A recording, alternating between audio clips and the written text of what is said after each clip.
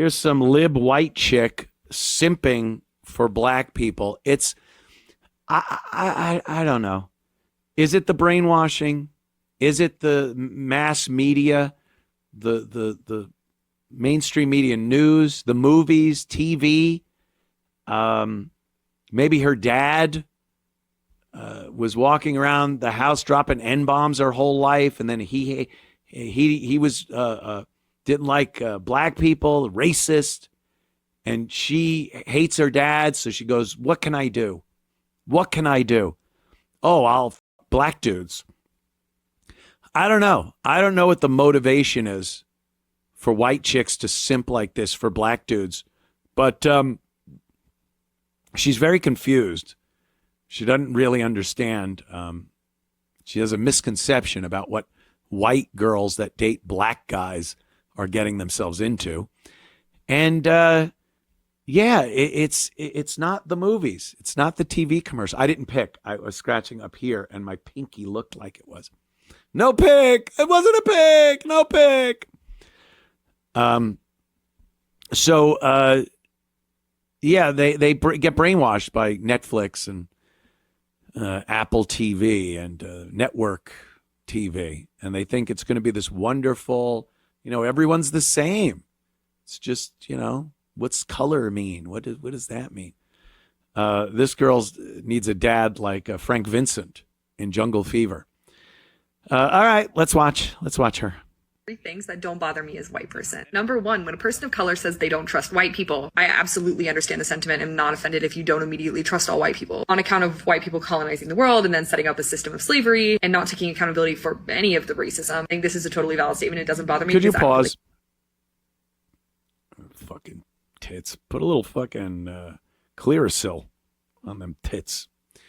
You can tell she's fat. She's a fatty. She's a fucking fatty. The prize of the black community right there. And, they don't trust. I understand when black people don't trust white people because of colonizing. And she's saying like white people invented slavery, came up with it. What? No. Africa had slavery since the beginning of time. They were enslaving each other. Various tribes would enslave the defeated tribe, and it's just the way it's been.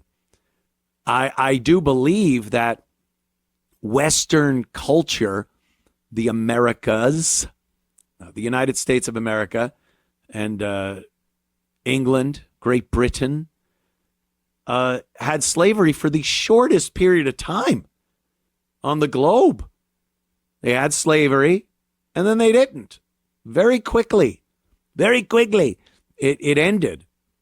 And in the United States, it ended, and many, many white people died to end it. At least that was part of what they died for. But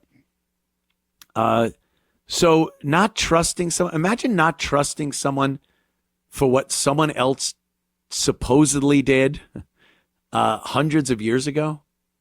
Oh, yeah, I can't trust that. I don't trust black people. How about that? Can I retort? Allow me to retort. I'm going to say to this woman, I don't trust black people for what happened 10 minutes ago. I saw something that happened 10 minutes ago, and I'm a little leery when it comes to black people. Not 200 years ago, minutes ago.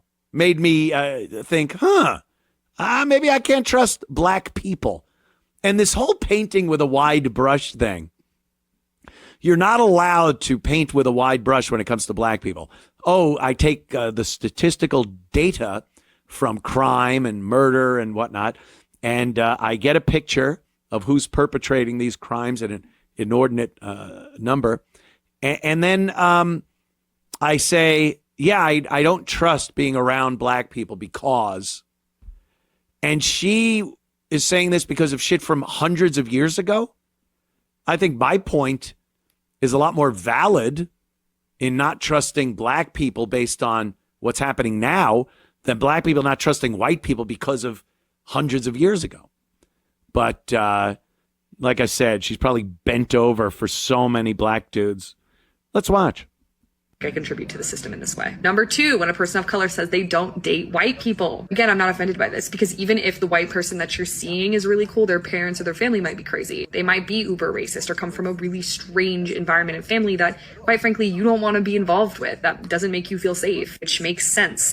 And number three, when people of color don't follow white feminist accounts. I understand there's a lot of white feminists who don't talk about intersectionality at all, or queer white feminists who don't talk about intersectionality, which is bizarre because every single struggle is so intimately connected. If any of these things bother you, you are taking this way too personally, and I recommend that you do the work to deconstruct what's going on. Because not everything's about you, and there's a racist system in place that you are probably contributing to. I get three things that don't bother me. A racist system in place.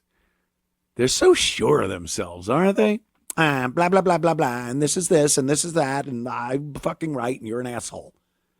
Oh, God. So fucking annoying. And they're, you know, we talk about that pesky 19th Amendment here all the time. She votes. You proud? You happy of your vote?